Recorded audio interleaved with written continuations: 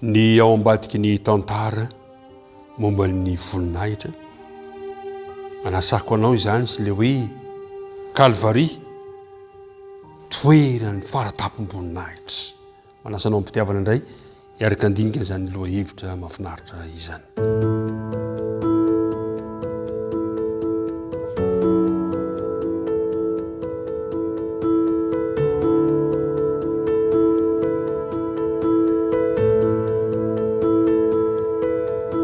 Ry namana mpiara-midinika amiko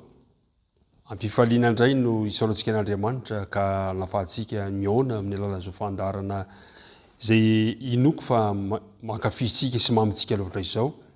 koa dia toloranao antsika ny arabana fiantsikitsika sy fiainao ravona amin'ny ity androany ity ka engene Andriamanitra hitahiry fahasalamana ao antsika ary ny fiadanana ne mba ho anao sy ny ankohonanao. Mialohan'ny andiniantsika indray izao lohahevitra mahafinaritra izao dia manasanao mba hiaraka hivavaka izika. Andriamanitra rainay ianao no tompon'ny fiainanay, ianao no Andriamanitray, ianao no mpanjakanay. Misaotra anao izahay ny amin'ny fitantananao, misaotra anao ny amin'ny famondramponao izay tsy nalandritra ny tsiraray avy. Misaotra ny amin'ity fotoana ity, andinika indray ny teninao izahay, dia aoka ny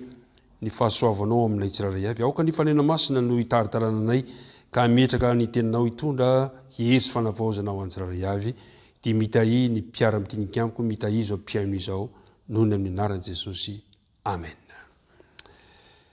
Lohahevitra miverina indray momba ny voninahitra no resantsika sy ny amin'ilay hoe taiza le toerana izay nisiny zany faneom-boninahitra zany teo amin'ny tantara. Inona ny ambadiky ny tantara? Ny filazantsara n'izao natao fa Tamin'ny moa dia fantatsika tsara fa fanehoana ny vavaka nataon'i Jesosy ho an'ny mpianatra, kanefa ao ihany koa no ahitantsika ilay fanomezam-boninahitra tao ambadiky ny tantara teo amin'i Jesosy teto amin'ny ity filazantsara ity. Izao no voalaza ny jaona toko fa Tamin'ny ka ny andininy voalohany ka hatramin'ny andininy fahadimy. Rehefa nolazain'i Jesosy izany teny izany, dia nanandratra ny masony izy ho amin'ny lanitra izy ka nanao hoe ray tonga ny fotoana, mankalazana ny zanakao mba hankalazana ny zanakanao, araka nanomezanao azy fahefana amin'ny nofo rehetra mba hanome fiainana mandrakizay ho an'izay rehetra nomenao azy. Ary izao ny fiainana mandrakizay dia ny mahafantatra anao izay Andriamanitra tokana sady marina dia Jesosy Kristy izay efa nirainao. Izao efa nankalazanao dia ambony tany, vitako ny asa nomenao ataoko, ary ankehitriny raha mankalazay amin'ny tenanao dia amin'ny voninahitra niarahako nanana taminao, fony tsy mbola ary izao tontolo izao. Inona no tiany Jesosy ambara amin'ilay hoe raha tonga ny fotoana, mankalazana ny zanakao, mankalazana ny zanaka anao. Nijery ny toejavatra niseho teto an-tany mantsy ny filazantsara ny jaona tamin'ny dinidinitsika tamin'ny farina izay mitantara ny fifandonana sy ny fifandraisana teo amin'ny olona. Zany hoe manodididina mombamomba amin'i Jesosy sy ny zavatra nataony zany ny dinika ny fanaovantsika tamin'ny lasa. Fa ny androany kosa indray dia toa hifantoka ny tantara sy ny lohahevitra izay mahafoaka ny lanitra isika izay hitantsika hiatrany ao amin'ny filazantsara ny jaona. Ao amin'ny ity lohahevitra iarahantsika ity zany dia mahafoaka ny lanitra no anombohan'ny jaona ny amin'ny filazantsara izay nisoratana amin'ny toko fa Tamin'ny ka aseho ao no mahazanak'Andriamanitra an Jesosy. Jesosy averintsika indray mandeha fa izy no mpamorona izao rehetra izao, raha tsy izy tsy nisy na ariana na dia iray akory azy. Tamin'ny alalan'i Jesosy no nampisy ny zavatra rehetra. Ary izany toy zavatra izany dia tohizany jaona amin'ilay fanambarana momba ny voninahitra Jesosy ka natongavany ho nofo teto amin'ity tany ity ka afahantsika manome voninahitra azy. Mampiasa voninahitra ny apôstôly Jaona eto amin'ny teny ity, zany hoe le hoe famera-piratana na le hoe haja. Ao ihany koa le hoe manome voninahitra, le hoe manome voninahitra dia le hoe midera, manaja, manandratra zany no zavatra hitantsika amin'ity fanambarana ity ary zay natonga an'izao ny laza amin'ny filazantsara n'izao toko voalohany ka andiny fahefatra amby folo amin'ny tapany farany izy hoe ary hitanay ny voninahitra jaona zany dia nampahitana izay voninahitra Kristy tao ambadiky ny tantara izay ka ny hevitra mahakasika ny fanomezam-boninahitra an' Jesosy eto ry mpiara-mianatra amiko dia mifandraika indrindra mahakasika ny fotoana zay no mahatonga an' Jesosy hoe raha eo tonga ny fotoana inona io fotoana io satria amin'ny fotoana io no tena anomezana voninahitra ny Kristy dia zao ny fotoana afatesany azonao vakina ny jaona toko faharoa andiny fahefatra ny jaona toko fafito andiny fahatelopolo jaona toko fahavalo andiny faharoapolo ireo dia milaza mbola tsy tonga aloha ny fotoako fa rehefa tonga amin'ny jaona toko faharoa ambin'ny folo fahatelo ambin'ny folo toko fahenina ambin'ny folo toko fafito ambin'ny folo dia milaza ireo andiny manao hoe tonga ny fotoana ka rehefa tonga ny fotoana dia hoy ny teny Jesosy raha eo tonga ny fotoana mankalaza ny zanaka aho mba hankalaza ny zanaka anao nytiany jaona-pitaina zany dia zao hoe ny azo fijaliana no fotoana isehon'ny voninahitra ohatra ny mahavarina ihany mahasanganena ihany zany mpiara-midinika amiko hoe ohatra ny hoe misy fifanoeran-kevitra zany satria ny fanomboana amin'ny azo fijaliana no fomba famonoana mahamenatra indrindra sy manalabaraka indrindra teo amin'ny Romanina kanefa teo amin'ny azo fijaliana kosa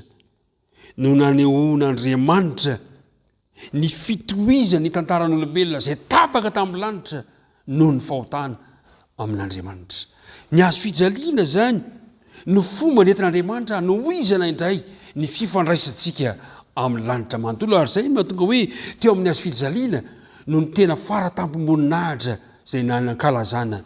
an' Jesosy tao amin'ny mahaolona azy dia maty tamin'ny hirifiry Jesosy teo mahaolona azy dia toy ny olomeloka natao tsinotsinona izy ka nafahanyika manao hoe Andriamanitra nahoana no dia mahafoy ahy ianao kanefa teo amin'ny azo fijaliana no tena nanandratana ny voninahitra Jesosy re mpiara-midinika amiko manahoana ny fihetseponao raha mandinika ny Kalvari ianao Kalvari ilay toera faratampom-boninahitra Kalvari no tena fanehoana ny voninahitr'Andriamanitra na dia atao anatin'ny fahafambaraka aza izany toe-javatra izany io no toerany famonjena io no toerany famondram-po teo amin'ny azo fijaliana no azo antoka ny famonjena sy ny famonjena anao teo amin'ny azo fijaliana io no nanjary vita fihavanana tamin'ny lanitra isika olombelona koa rariny raha antsoka ianao androany anome hatsy idery ananatra anome voninahitra ilay Andriamanitra ao amin'i Jesosy ilay mitondra famonjena ho antsika ho anao no nanaovany an'izany ho aho no nanaovany an'izany ka dia samy mahery ka raha hiatrika ny tontolo andro ianao androany dia tsarovy fa nisy an'ilay anankiray zay efa nanolotra famonjena ho anao ka ny tontolo andronao androany dia iriko indrindra noho ny fahasoavan'Andriamanitra mba ho tontolo andro hitondran'Andriamanitra anao ho amin'izany famonjena izany ka hainao manome voninahitra an'Andriamanitra dia ho faranantsika amin'ny vavaka indray izao tenidinika mahafinaritra izao hiaraka hivavaka isika Andriamanitra rainay any an-danitra tia ankalaza an' Jesosy tokoa izay satria nampafantarinao tamin'ny lalan'ny teninao fa maty ho anay Jesosy mba hitondra famonjena ho anay ary maty ho anay Jesosy mba ho famira-pirata ny voninahitra ao eo amin'ny fiainanay irinay tompo dia ny fanainao masina ny no ampitoetra ny famonjena aty anatinay ao anatiny izao mpiaino izao ka raha hiatrika ny tontolo andro izay na izanay izay misy anay ary na inona na iny ataonay dia hitondranay ho amin'ny famonjenany ny fitazonanay sy ny fihazonanay an' Jesosy ilay tompo sy mpamonjy anay dia apetraka ampilatananao ny momba anay amin'ny anarana Kristina no monina ny vavaka amen